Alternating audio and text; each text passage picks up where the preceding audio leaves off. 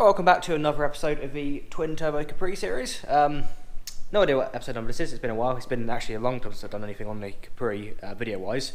But I might as well chuck a few episodes up now with a few bits I'm doing to it. Well, I'm hoping this footage works. I'm back on the GoPro again, finally. With any luck. If you don't see this, then it didn't work. But basically, we've had a few... Actually, let's rewind a bit on it. So for those of you who may have seen the last video I put up, I think of this one on the road, you noticed I kind of got stuck halfway through where it wouldn't restart. Somewhere along the lines, I've got a dodgy cable, and it's been like this pretty much for the last 3 years at least, I'm sure. But somewhere in behind the dash, turn the light up a minute, we've got a dodgy cable. So it might do it, it might work now. Let's see. Yeah, but you could probably put your bets on about 40% of the time it won't turn over. Basically it'll just, well, it won't even click. And then I can hit the steering wheel a bit, fiddle around with some cables behind, and eventually it will turn over again.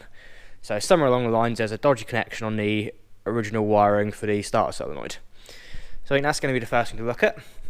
And then for now, I've also, for any of you might have seen that episode where I put the electric VW vacuum pump in to do the brake servos. I'm actually going away from that for a minute. The pump died and I haven't rebuilt the controller yet either, so that was a lot of hassle.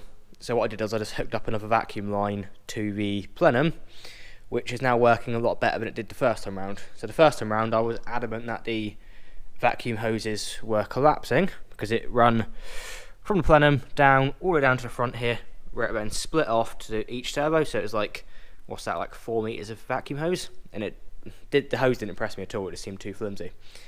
So I was sure it was collapsing on itself and not working properly, or getting each servo up to proper vacuum. So that's why I changed over to the electronic system, which when it was working worked fantastic. But since then I have, yeah, it's not in the S, you can't see it.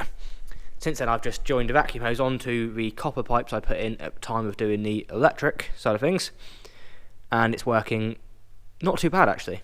So I'm waiting on some new hose to arrive so I can come from the plenum in a nice bit of 16mm, quite tough hose, to the inner wing, probably put in some more 10mm copper pipe then to link up down to the 10mm copper pipe I put in before, and that way we should have plenty of vacuum there, and then I'm going to leave it like that for now. I might go back to the electric setup one day, but if this works for now, it's just one less thing to go wrong. Keep things simple, because the car at the minute is actually running, it's actually working pretty well. There's a million things to do on it, but I've been able to just jump in it and use it a couple times a month, and it's been absolutely fine, which is nice. Anyway, I'm rambling on. Let's crack on, try and find out what's wrong inside here, and go from there. Okay, so as you can probably see here, this car's had a few years worth of modifications. When I brought it, the wiring is heavily molested, hence why there's still evidence of it all around here as well. It had like I pulled out 2 alarm and immobiliser systems from it and all sorts of stuff. That was ripped out, but then there's also other bits been put in back since. And then with all the engine changes it's had, there's now a few spare ignition and stuff lives that now do nothing. It's not needed. Need to be pulled out at some point. A few bits that just, yeah. But ignoring that. Now I'm pretty sure this black and yellow one here, which has got, someone's been digging into it before, is the starter one, which has been modified before to go through like relays for immobilisers and that kind of stuff. So we just need to test if that is actually the one in a minute. I'm not sure I can put the camera down here, you can see. Let's see, you might be able to see that. Hopefully anyway. If not, sorry. Basically, I want to grab a multimeter, put it onto volts DC, which is the voltage with the line at the top and the dots below it, as opposed to a squiggly line, which is AC. So volts DC, starter solenoid will be getting a positive signal. So we want to ground out one end of the probe off the ground. What grounds we've got around here? Should be a few really. What have we got as the best? Oh,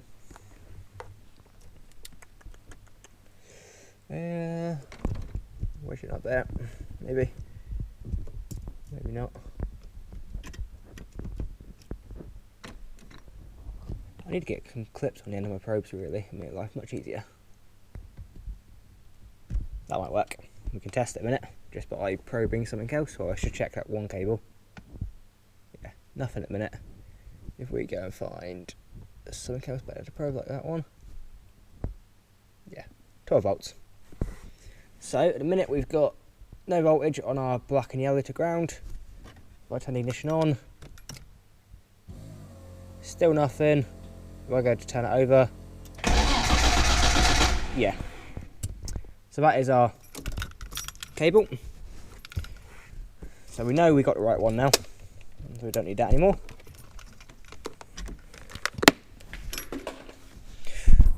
What we do need to now work out as to why it's intermittent. So the solder connection on the back of the barrel here looks fine. There's another cable goes off, which I'm assuming is for like a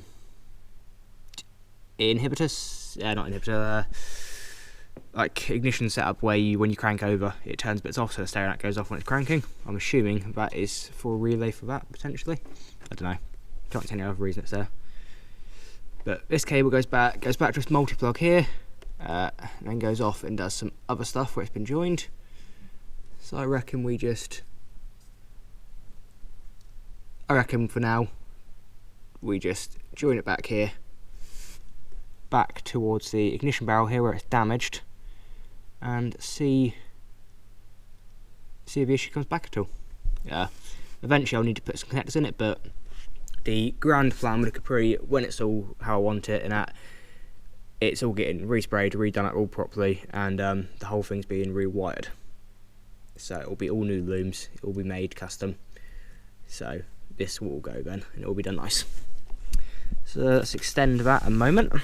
Need some cable for this, don't we? We've got some access to restart, so it shouldn't be damaged past here really.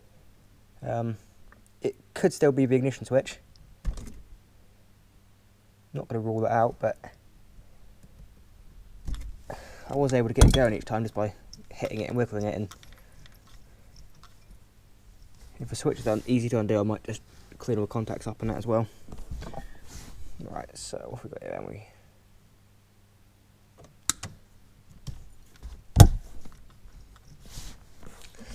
So a blueprint for a 2.5mm cable.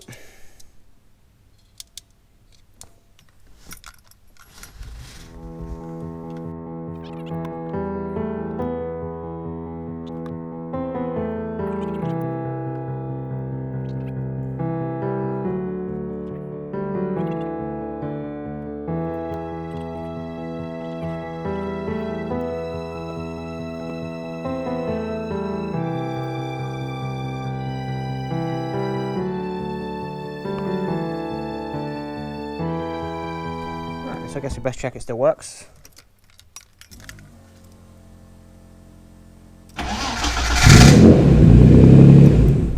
Yeah, absolutely fine. So I guess only time will tell if that's actually worked and it's functional now. I'm going to quickly tidy up some wire underneath for a minute, make it a bit neater. Tidy up multiple exposed ends, I don't know what that's about. But we'll just make it neat, cover up anything that's live, and yeah. Welcome back again. It's now next weekend. I'm sure this is still the first episode to start recording. Now, a few weeks after ordering it, I finally received what I need to do the brake modifications, as I was speaking about in the earlier part of this video. So this isn't what I quite ordered, but it's what I've got now, and it's pretty ideal for it, or should be anyway. This is 16mm marine grade A1 fuel hose. Now, all I really need is a vacuum hose, but I'm fed up of buying bigger sizes silicone vacuum hose because it depends what you buy. Some of it is absolutely crap. I've got an example of what the stuff I brought before was, which was meant to be good. I don't know, it's somewhere up here. But basically, it's so flimsy and shit. Right there. Yeah, really nice and flexible, but it's just weak. There's nothing to it, and it just tears and falls apart as well. So I'm not using that stuff anymore. I hate it. It's crap. So what we plan on coming to do is 16mm off the back of the plenum back there. Not sure what you can see. So 16mm off the back of the plenum, running through here. Hopefully, if I got the space, because it's actually, this stuff is massive, into the inner wing, and then to join on to the original copper stuff I had in there in the first place. And then that stuff's not going to collapse under any vacuum this engine could produce anyway, so that would be absolutely spot on. And that will give us brakes for the time being. So that's the main focus. The interior is actually apart again, but nothing that's going to be involved in this video anyway.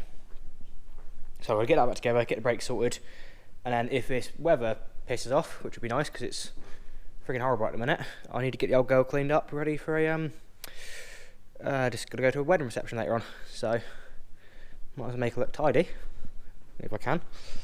So yeah, let's crack on this a minute. We'll get the car up in the air and see what we can get sorted. Go. Well, it's very tight. That there is a 16mm line running in there, and it is extremely tight in the bay, but it does fit just.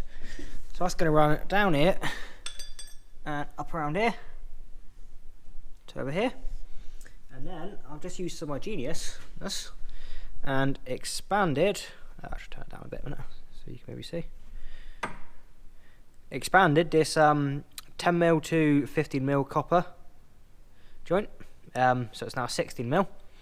So that goes in the end of this massive ass marine grade hose. So I'll go in there and tighten up onto that one, and then that will reduce down to the one-way valve there. So although I'm going to have to tie this up in the future and do it differently, that's certainly going to get me by for now, and that's the map sensor and the old vacuum pump, and that all removed, so we won't need that for the minute, and that'll just simplify things a bit. And it says no chance of me having any vacuum issues with this hose. And then obviously solid copper, perfect as well. So yeah, I think that'll work alright. I'm going to get this finished off in a minute, and I'll be back. Right, well, that's finished off for now. We got our 16mm line running in around up here, and then over to where the one-way valve is on this lot. There's also one-way valves on each of the servos as well. This all needs a good old tidy up, but that's a job for the future. For now, I've blanked off what used to be the map sensor for the vacuum on this part, so I'll get some blanking caps ordered up for that properly. But other than that, I think that's sorted pretty much. So if you happen to have enjoyed this episode on the Twin Turbo Capri, then why not stick around to watch some other episodes? So there's plenty more on this one. There's other episodes on the Range Rover and other ongoing projects. Yeah, drop me a comment what you think, leave the video a like, and maybe subscribe if you want to see more. And I'll see you again next time, hopefully. Cheers!